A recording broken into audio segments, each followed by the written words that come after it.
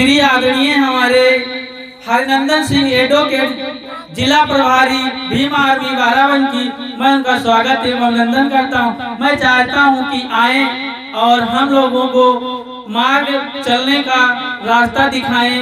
धन्यवाद हरनंदन बाबू जी। कि जाति जात में जाति है, जो केलन के बाद रविदास मनुष्य न बन सके।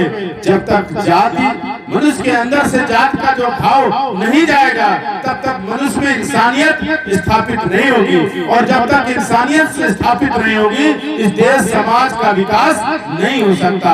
हम यही सोचते रहेंगे कि हम चमार हैं तो भंगी से ऊंचे, नट से ऊंचे, यादव सोचेगा कि हम चमार पासी से ऊंचे, पासी सोचेगा हम धोबी से ऊंचे, लेकिन ऊंचा नीचा कोई नहीं है। हर मनुष्य इस धरती पे पैदा हुआ अपनी माँ और माँ की कोख से पैदा हुआ है, और जिस उसमें भी 5 जो है जो शरीर में संचालित करने के लिए उसको जो है ऊर्जा चाहिए, गर्मी चाहिए, सांस चाहिए।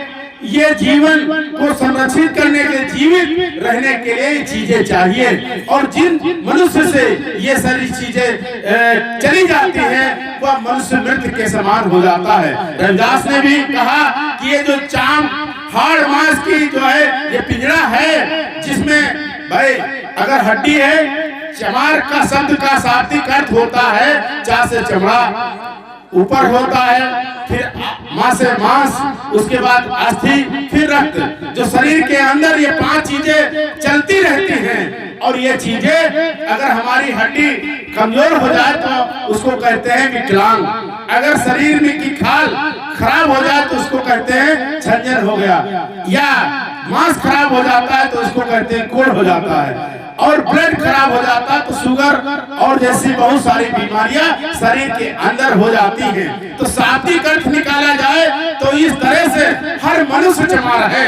इस धरती में अगर किसी के शरीर में चमड़ा, मांस, अस्थि, रक्त चल रहा है और उसके अंदर सांस चल रही है, तो वो जीवित है, और जीवित होने के लिए उसको चमार बनना बहुत जरूरी है। इसलिए जो लोग चमारों को नहीं समझते हैं, मैं कहता हूँ एक बार चमार शब्द की परिभाषा अपने जीवन पर, अपने शरीर पर उतार कर देख लो। क्या आपके चमड़ा नहीं, आपके मांस नहीं, आपके अस्थि नहीं, आपके रक्त नहीं, और ये जो 5 चीजें हैं शरीर से निकाल दी जाए तो मिट्टी के समान हो जाएगा।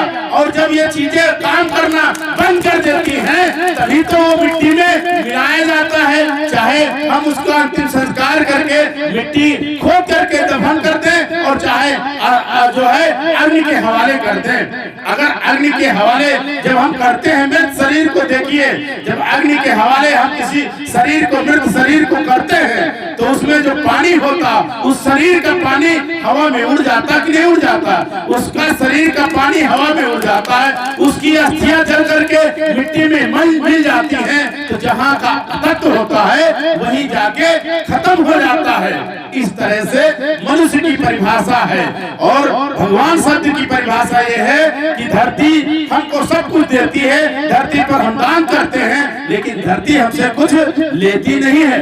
उसमें हम मल कर दें, हम उसमें मूत्र कर दें, उसमें जो है फसल में हम जो है, लेकिन उसके बाद भी हमको फसल जो है बिना कुछ दिए हुए, खाद तो हम इसलिए डालते हैं कि पैदावार हमारी ज्यादा हो जाए, लेकिन धरती किसी को मना नहीं करती है कि तुम चमार हो, तुम यादव हो, ठाकुर हो, तुम हमारी मिट्टी पर हगोगे तो हम जो है अशुद्ध हो जाएंगे। जो मना करता है उसमें जो है प्रकृति के गुण नहीं, हवा चलेगी तो सबको लगेगी, चाहे जिस जो है तरीके का आदमी खड़ा हो, और चाहे जिस जात का हो, चाहे बीमार हो, चाहे कोढ़ी हो, चाहे चमार हो, ब्राह्मण हो, ठाकुर हो, महिला हो, पुरुष हो, सबको हवा लगती है। इसी तरह ऊपर से पानी बरसेगा तो सबके खेत में बरसेगा, ज्यादा हो जाएगा तो सबकी फसल नष्ट हो जाएगी, और कम होगा तो सबको सुख देगा।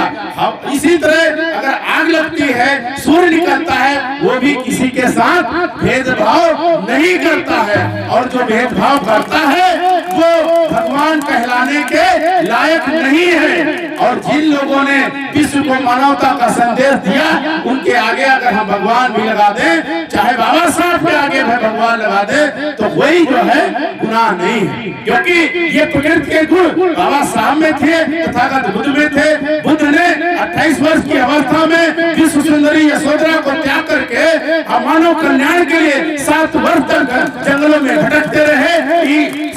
अनार कलाम, श्री राम सूत, बहुत सारे कश्यप ऋषि, बहुत सारे ऋषियों मुनियों के पास गए, ज्ञान की खोज किया, और आखिरी में ज्ञान क्या प्राप्त हुआ?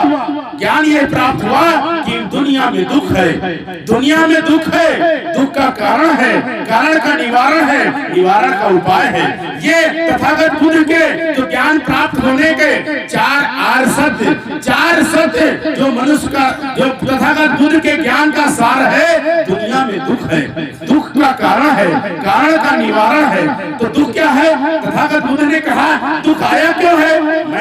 मनुष्य का पैदा होना दुख है, मनुष्य का बीमार होना दुख है, मनुष्य का रोगी होना दुख है, मनुष्य का बुढ़ापा दुख है। तो बुढ़ापा मनुष्य का जो है, जब हमारे मनुष्य की कोशिकाएं धीरे धीरे कमजोर हो जाती हैं, तो हम बुढ़ापा की तरफ स्वतः चले जाते हैं। लेकिन बीमारी और जो है दुख के बहुत सारे कारण हैं। कारण का निवारण क्या? कारण क्या है? हम अशिक्षित हैं, हम निर्धन हैं, हम गरीब हैं, हम कमजोर हैं, हम बीमार हैं, ये दुख के कारण हैं। तो कारण का निवारण हम कैसे प्राप्त करें? तो बाबा साहब ने कहा, बुद्ध ने कहा, बुद्धं शरणं गच्छामि, मतलब बुद्ध की शरण में जाओ। बुद्ध ने ये नहीं कहा कि हमारी शरण में आओ।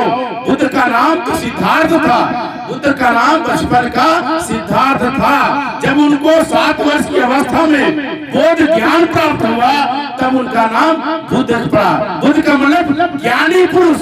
और उस ज्ञान को तथागत बुद्ध ने पूरी भारत में टहल करके और जो है चारिका करके देने का काम किया, लेने का काम नहीं किया। कोई भी महापुरुष होता है, मनुष्य मानव कल्याण के लिए देने का काम करता है।